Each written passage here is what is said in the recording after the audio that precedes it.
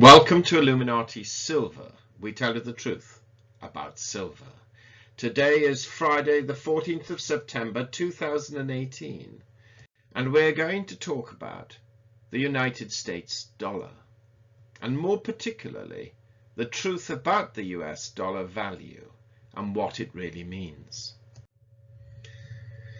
We have taken the dates 1900 to 2000. The reason being that the statistics that we have obtained are equally measured during this time, and therefore we are providing like for like. So, one US dollar in 1900 was worth $20.50 in the year 2000. What this means is that in 2000 you could buy with $20.50 the same item or range of goods as you could purchase with $1 in 1900. This means that in 100 years the real dollar value fell by 95%. And this is what you hear many of the pumpers claim. The dollar is worthless, it has fallen by 95%.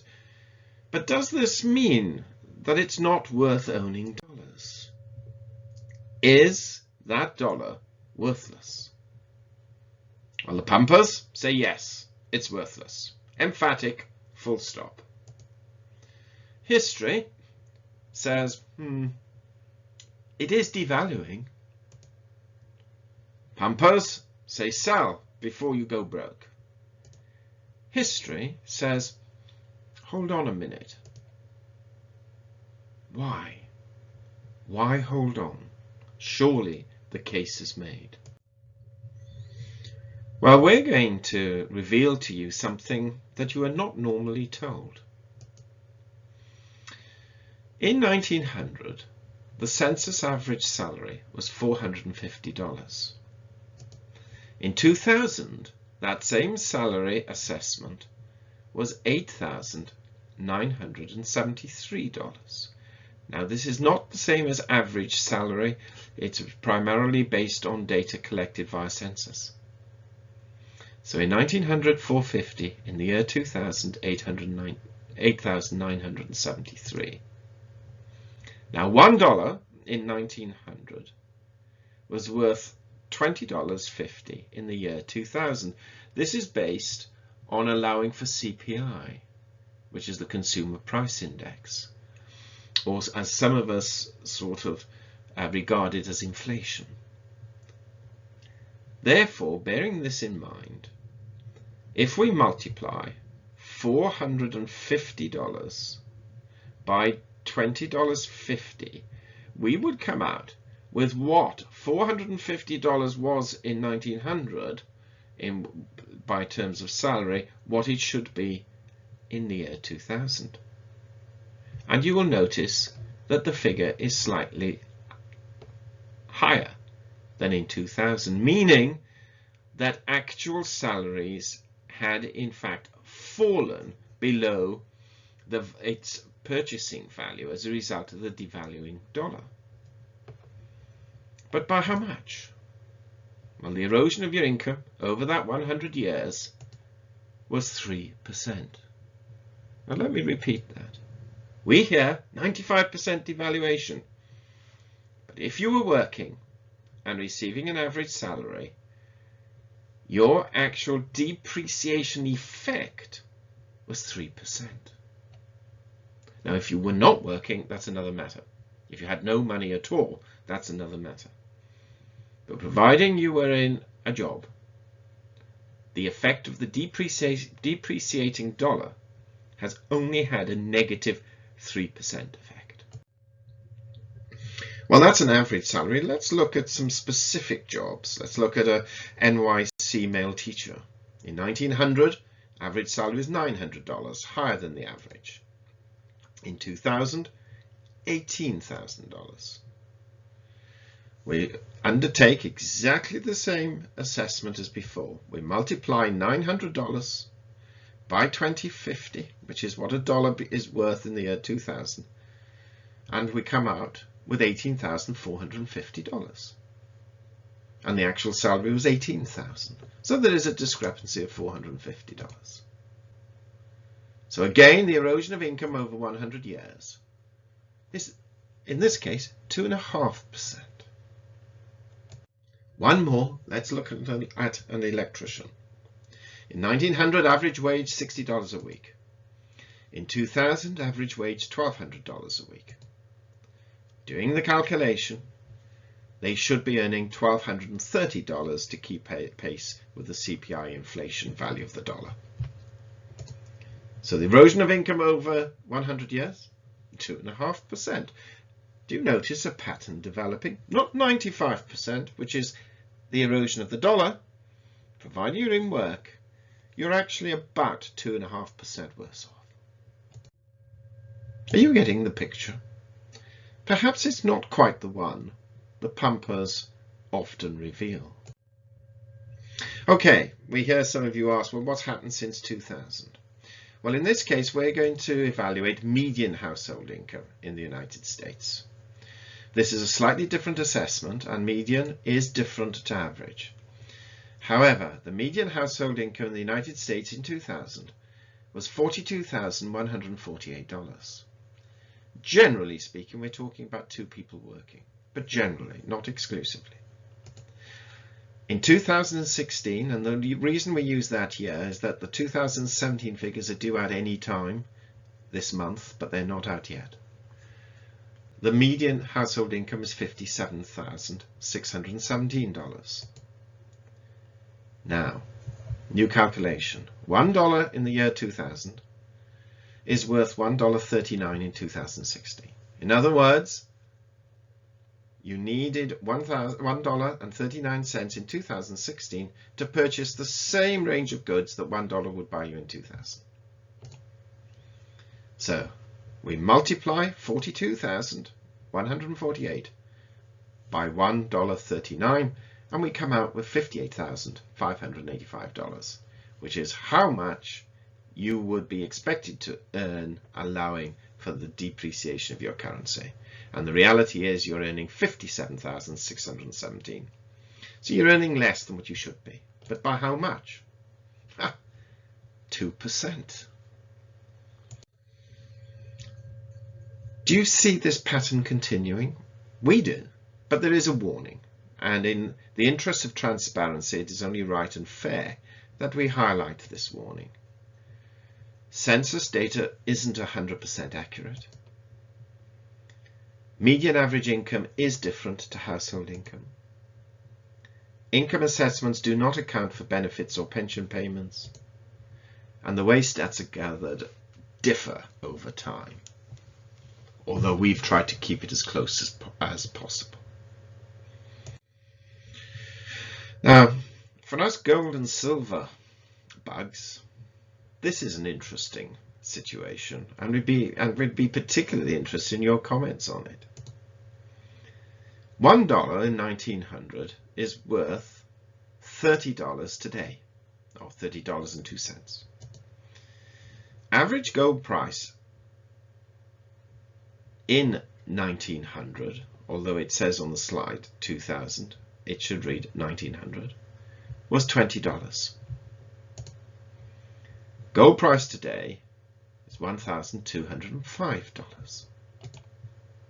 So allowing for the dollar value change, it should be worth $20 times $30, because that's what a dollar is worth today, giving you $600.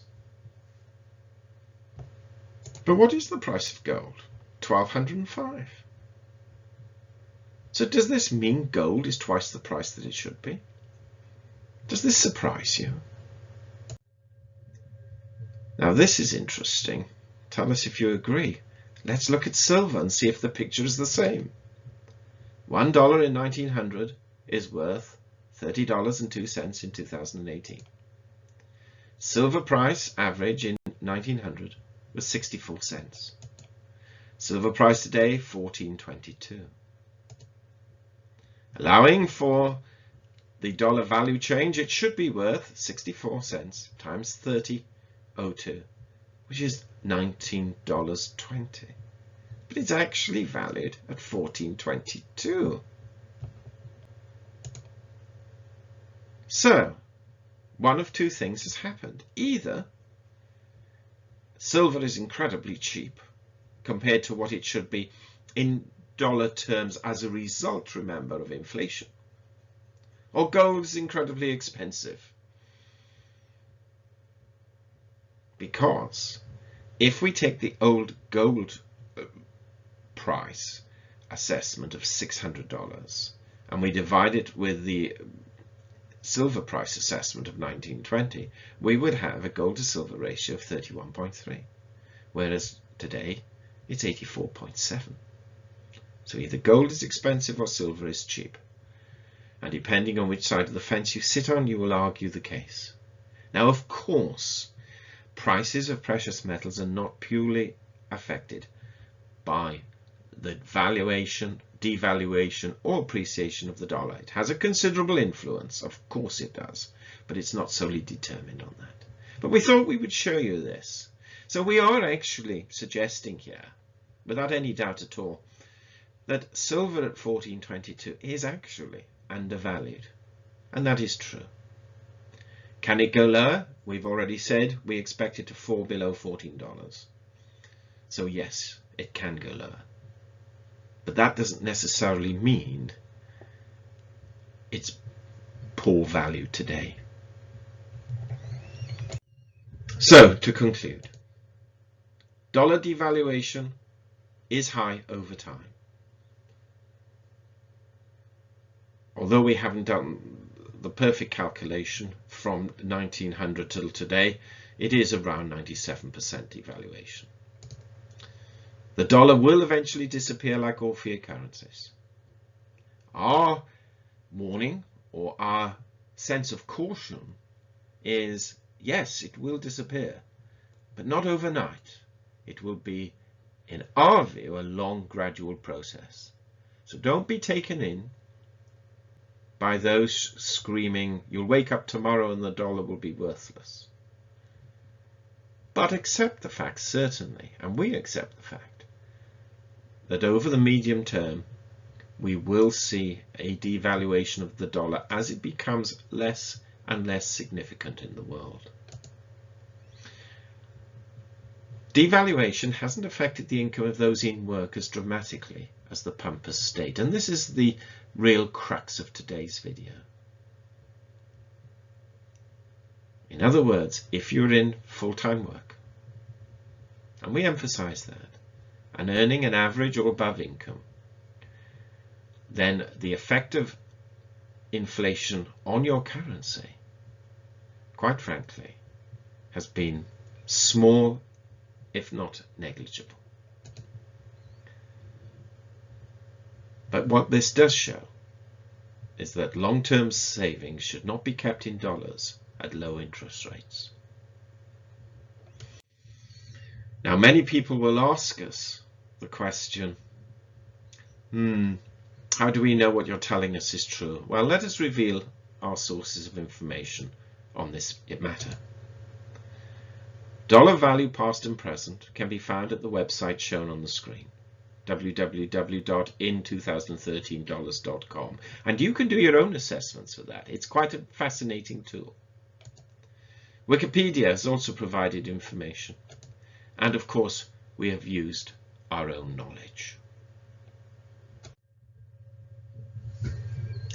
We hope that you found this video interesting and informative, and if so, please give it a thumbs up and share it on Twitter.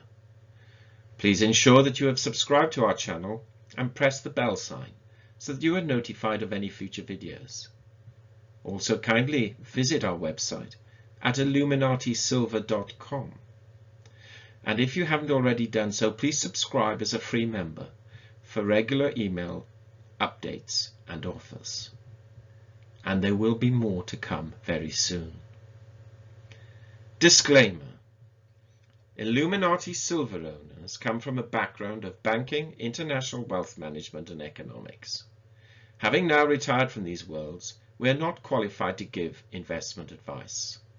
Therefore, this and other productions must not be deemed to be giving such advice, and merely represent the personal views of its owners.